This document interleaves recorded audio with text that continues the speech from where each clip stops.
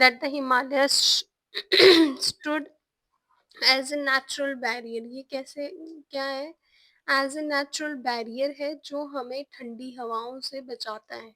ठीक है, यहाँ पे हमें प्रोटेक्ट करता है। और किससे भी प्रोटेक्ट करता है? इन्वेजन से भी प्रोटेक्ट करता है। But the passes in the north west mountain such as Khyber, Bolan, Kurram, Gomal. जो पासेस है नॉर्थ वेस्ट माउंटेन में, कौन कौन से पासेस है? पहले तो पासेस का नाम याद रखो। Khyber, Bolan, Kurman and Gomal provided easy routes between India and Central Asia.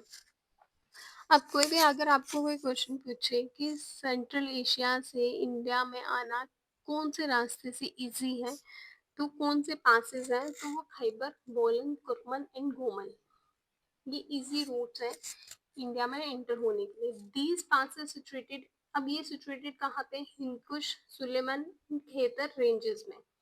Hindu Kush, Suleman and खेतर रेंजेस में। From prehistoric times, there was a continuous flow of traffic from through these passes.